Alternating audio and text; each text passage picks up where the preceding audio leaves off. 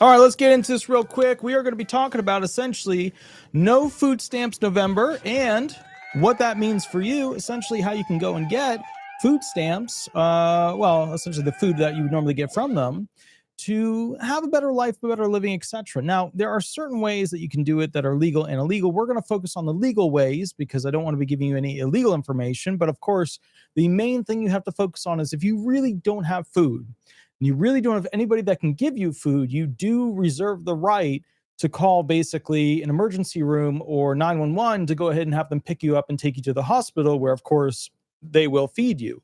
So kind of the bottom line is, I mean, they could even, bring you in via helicopter. But if you're really at that point where you can't get food, you have no way to get food, nobody's willing to give you food, you can utilize 911. You can utilize basically the transportation of either a helicopter or potentially even an ambulance to get you in there for food. Now, with that said, this video is mostly for those who are obviously, food stamp individuals, SSI people, impoverished SSDI people. There's a lot of other individuals that get benefits. They're not usually in this situation, right? Retired are not usually in this situation for the most part. Veterans are not usually in this situation.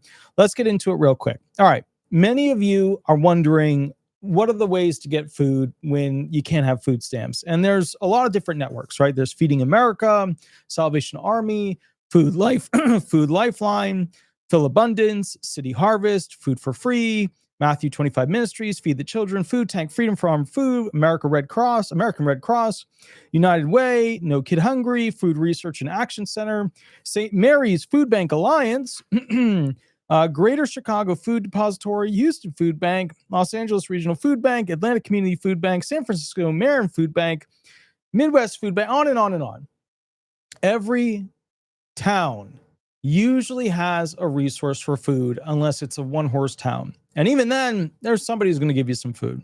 So the bottom line is this, okay? There's tons of places, and where you want to categorize it down is to essentially, number one, what are the town, the county, the state, what are the local government-backed food source groups, okay? Then you go outside of the government, you get to, okay, now we're talking about privately owned, community-oriented food-backed groups. Then you get out of the community-oriented and you go into religion.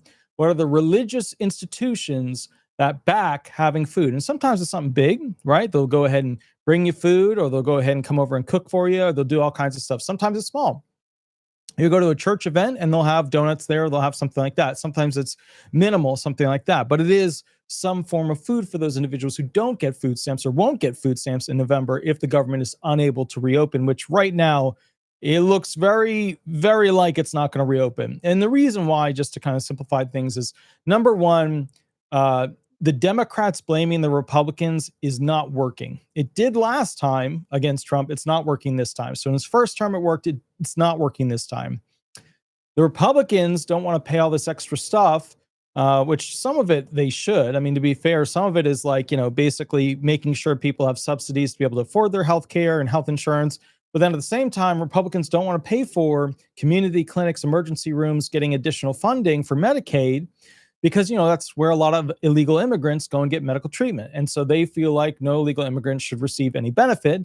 And, I can understand where they're coming from with that, The other side of the coin, just to be fair, is if you don't treat the immigrants that are here illegally, right, then all of a sudden they've got, funguses, viruses, bacterial infections. They've got all kinds of stuff, many of which are capable of spreading to other people.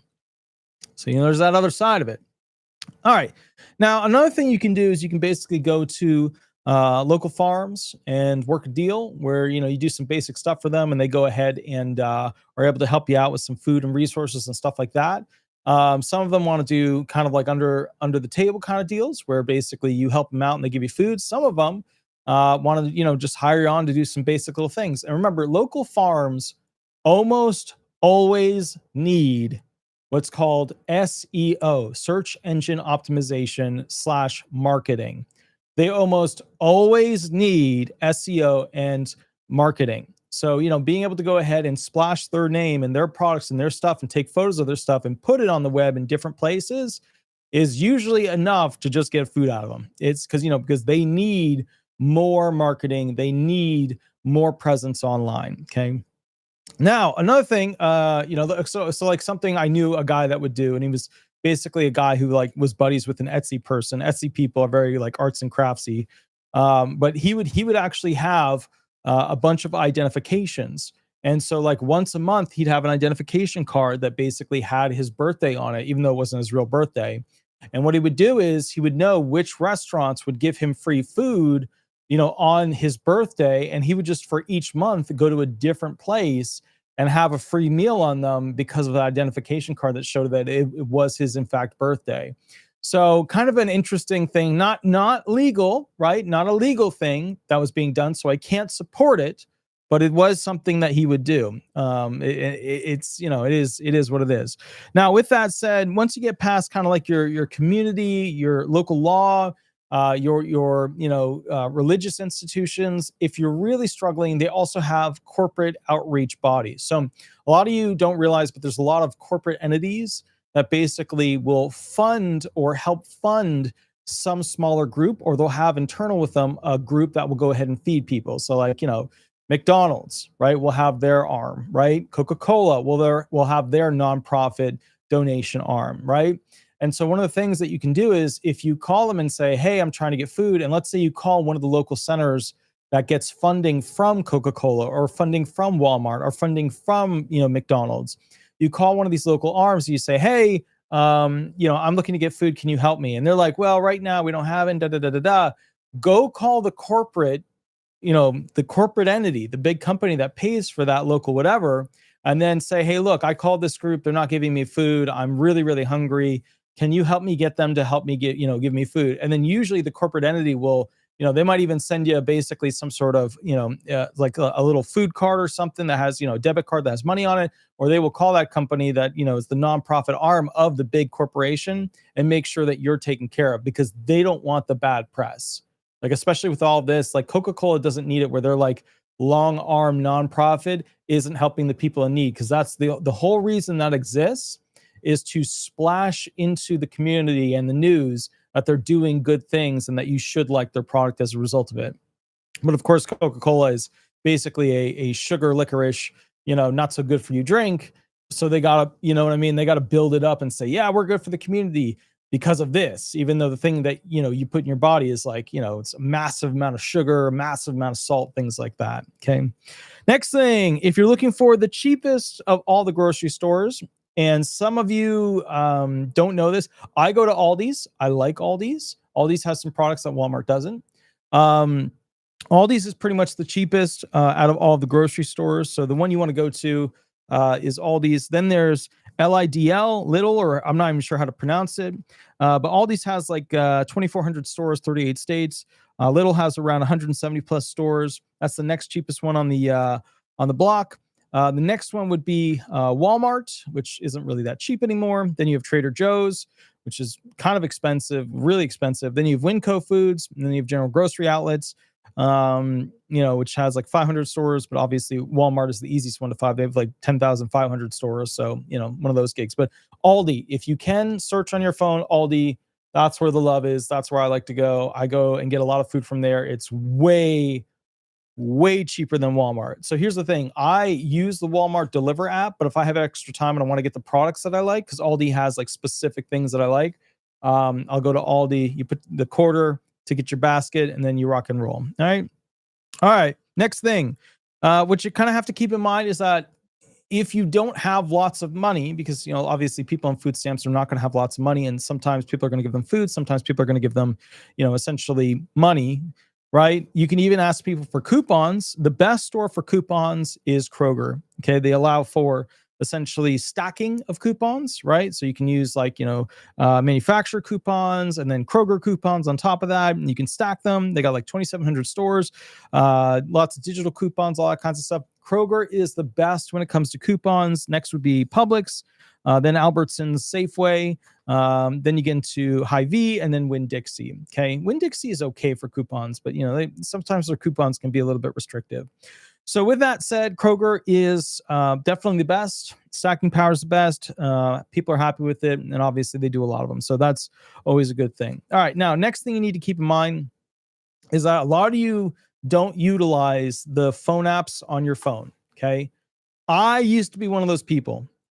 But because everything's really expensive now, I'm not making a Biden thing. It was just everything's really expensive right now. What I am saying is this. I am now an app user for every place that I go to at least once a week. If I go there once a week, I am on the app. Home Depot, I'm on the app. Wendy's, I'm on the app. Okay. You get so many coupons and discount codes. It is ridiculous. Okay. Home Depot, 20% off paint. That's me. Home Depot, 10% off coupon for large orders. That's me. Home Depot, $50 cash for store purchase. That's me. That's me. I'm always repairing something or building something or doing something or whatever. Use the apps. I know some of you are older. I get it, but use the apps. It's incredibly important. The amount of coupons on those apps is just ridiculous. It's just, I'm going to be going to Wendy's after this video to cause it's Sunday and I want to do a nice thing for me. So I'm going to go to Wendy's and I'm going to use the app, and I'm probably going to use my points to get a salad that I'll eat later. And then I'll use my, my coupon to get $2 off, $4 off from my total meal. Use the apps. They're incredible. Okay. By the way, Wendy's and Home Depot did not pay me to say that. So, yada, yada. Anyways, another way that you can get stuff for free is the recent surveys. There's also store samples. You can do basically, specialty events. One person told me a joke. He's like, well, I'm just going to go ahead and grab everything on Halloween. And what's interesting about that, if you think about it for a moment, Halloween is one of those holidays where you usually give away free food, candy, whatever. And that's an interesting point, because I don't think holidays in the future are going to have a lot of that where people give stuff away, because, the point of holidays is to give, but I don't think a lot of people have the money to give like they used to. Now, I don't participate in Halloween, but I've seen people running around in their outfits and stuff. But I'll tell you, I don't think America is going to have as many people giving out candy and this and that in the future, because, to be fair, it's too expensive. It's too expensive. Have you seen the price of candy nowadays? It's ridiculous. It is ridiculous. You want to buy a candy bar? It is ridiculous. Although I will say, I have a love relationship. There's this Tony's chocolate or chocolate, whatever it is, Tony's chocolate, the orange one. The orange chocolate bar, it is so good. Oh, it's naughty. It is naughty chocolate. It's got salt chunks. It's naughty. It's just wrong. It shouldn't be allowed. They should put it. Look, I'm going to tell you a secret. Okay. When it comes to Tony's chocolate, what you got to do is you got to go into the Walmart and you go all the way to the back corner. There will be a room there. And there's there's a little, cloth thing that you got to pull aside to go into the back there. Now there's different things back there, but among them is that Tony's orange chocolate bar. I'm just telling you, that is a dangerous chocolate bar right there. All right. Now, with that said, obviously they're not in a blockbuster-esque back room area, but point is they're very good. All right. So another thing to kind of keep in mind is that there's also video games out there that actually pay you to interact and play with them. There's gas saving apps that allow you to earn money, that pay you money to go ahead and, tell them what price the pump is at, what's going on, or use their app to purchase stuff. There's all kinds of stuff. One of the big things I think is missing from the community, which makes this whole government shutdown more dangerous, because remember, this is we didn't have this issue with Trump's prior, going back to Trump's prior 4 years, going back before that to Obama and stuff like that. So the community back then, people could just go to ask somebody for food and they'd be like, sure, I'll give you food. But now there's a general anger, a general hatred towards the poor, because the middle class feel like they're just dragging them down. The middle class feel like they're just holding them down, that they should be out working. And to be fair, the middle class don't make money that actually pays for stuff anymore. So, you topple on, student loans, it's impossible to buy a house. They're stuck in a rental situation for the rest of their life. They're pissed, they're angry. And so I think realistically what's happening with this whole situation is that as a result of all of this, from my perspective, I think what's happening now is people are less likely to help other people. And that's because they don't have money. Like after they pay taxes and everything's so expensive, like they don't have money to help. So, I think this is going to be a more serious situation in November than people realize. And the kicker is too, like there's not a solid plan on the books for how quickly they're going to ramp up paying food stamps if they don't go ahead and begin the process of getting the government back on track quickly. So like think about this. Let's say the government shut down by and through the 15th of November, right? And let's say on the 16th they decide to agree on a deal, they work it out, they begin, payments again.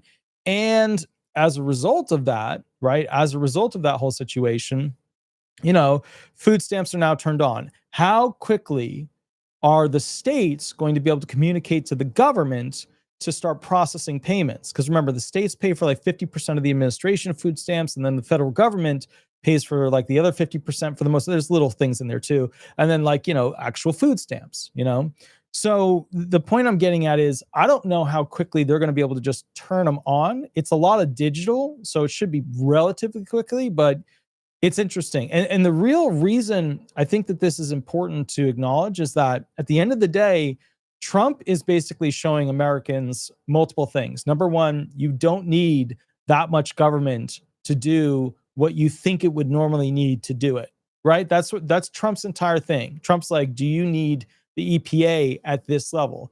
Do you need the IRS at this level? Do you need the United States of America to be the largest employer, basically, in America? Like, we expect corporations to be the largest employers, but America is for the most part the largest employer of employees. So at the end of the day, like what you have to kind of keep in mind, well, actually, here, let me give you the stats real quick. So is America, federal government, the largest employer in the United States? Okay. And AI says, no, it's not the largest employer when counting all levels of government, while the federal government is the largest employer among all federal government entities, is smaller than the combined state and local government, which employs over 19 million people. The combined state and local government sector is the largest single employer in the country. So basically, if you take the federal government, the state government, and the local government, county governments, town governments, quasi HOAs, just kidding. If you take all those, that is the largest employer. That is the largest entity in America. So at the end of the day, do you need that much government? That's what Trump is trying to promote. And remember, Trump's voters are not the poor. Trump's voters are the middle class and pretty much up, or people who are poor that want freedom or basically less government. So although that's very uncommon nowadays, because pretty much if you're poor, it's so expensive to live in America that you have to rely on the government. Like if you go back, if you were poor, you wouldn't rely on the government and you were all about freedom, having the freedom to do what you want in life. But now pretty much if you're poor, you're on the government in some way because there's just no other way to exist. You would not be able to exist. Now, now Schumer is coming from the perspective of they want essentially, people who can't afford health insurance to have the subsidies, for more of the entrants to be covered, which are basically legal immigrants to be covered, continuing forward. And then basically illegal immigrants to be covered under the clinics and the emergency rooms through Medicaid emergency funding, or just funding in general to those hospitals and things like that, that have emergency rooms, local medical clinics, stuff like that. And so I don't think what the Democrats are asking for is super unreasonable. It is incredibly expensive, but I don't think what they're asking for is super unreasonable.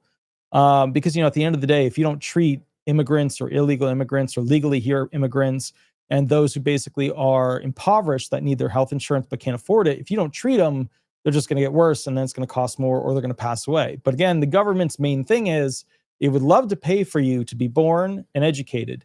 Well, not so much educated. They'll loan you that. They love to go ahead and get you prepped to work and tax the hell out of you, but they don't want to pay for you when you get sick. They don't want to pay for you when you get old. They don't want to pay for that part of it. So at the end of the day, just to be clear with this whole thing, the Democrats are pushing, hey, let's try and have more health care for the poor immigrants and those who are here illegally. And then the Republicans are saying, no, they need to go ahead and pay their fair share, just like everybody else pays their fair share. I understand both sides of the coin. Obviously, if somebody can't work, they can't pay a larger amount because they're on a restricted income. But I understand both sides of where they're coming from because the main thing is like, look, if we look up what is the US debt right now? What is the USA debt right now? So it's at we caught it, guys. We caught it right before it went to the next one. It's at 37.99 trillion. So basically tomorrow it might be $38 trillion in debt. Now, just keep in mind, most of that is held by the public, local investors, stuff like that. So the bottom line is we are now past the point of realistically being able to go ahead and pay our own debt. And so because of that, it's just one of those situations where we can't really outgrow the debt. Some people are like, well, we'll just outgrow it. We can't really outgrow it unless we drastically change the way this country runs.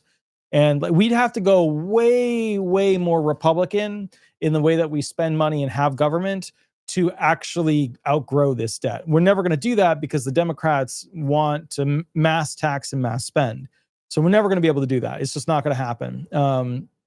If we had a war, maybe that would change people mentally, politically, to want something more. I don't know. But, at the end of the day, it was very interesting when I always believed the Democrats were about the ideology of basically supporting the disabled, supporting the retired, supporting those individuals on Social Security. And then when Biden got in, and it was rarely brought up and it was rarely proffered. And then by, round 2 of discussions, it was completely out.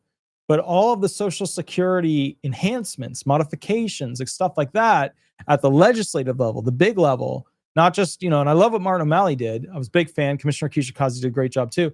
But at the legislative level, the Democrats did not put any effort forward in a reasonable amount towards actually getting Social Security benefits to be passed and be improved and be part of these other bills, which is, when you could have done it. So I always thought they were going to be that. They turned out to not be that, which was very angry. I was angry about it. I'm still angry about it. So I just feel like realistically, since we don't have a team that supports either Republican or Democrat Social Security benefits to continue as they are, it is going to be very difficult going forward for a lot of recipients because you're going to see Social Security benefits are just going to continue to reduce in worth and value. So with that said, I always kind of expected that from Republicans. The real whopper, I don't know why Trump doesn't get smart about this. He's starting to realize and he's starting to do things about Social Security because he understands that, there's a big problem with the amount of money versus the amount of people needed to do the administration of it.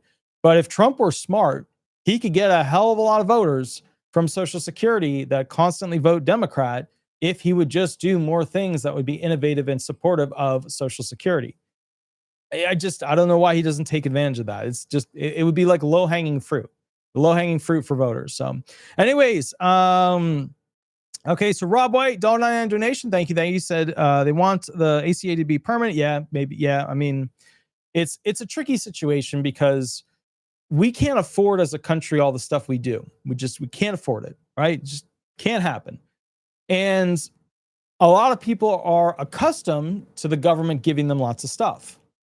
Like California. California is like, if you were to look up how many, which states receive per acre, per, inhabitant, per person, per population, which state receives the most funding, like these blue states, they get so much government funding. The red states, not so as much. But, remember, they're run differently. You know what I mean? Like the blue states are like, okay, let's give a lot of money to these individuals, but these individuals don't produce. Whereas the red states are more of how do we give the benefit to those who produce to increase blah, blah, blah. Now, the ironic thing is all states are not doing great, but that's more of a federal problem because our dollar just keeps getting devalued for reserve currency.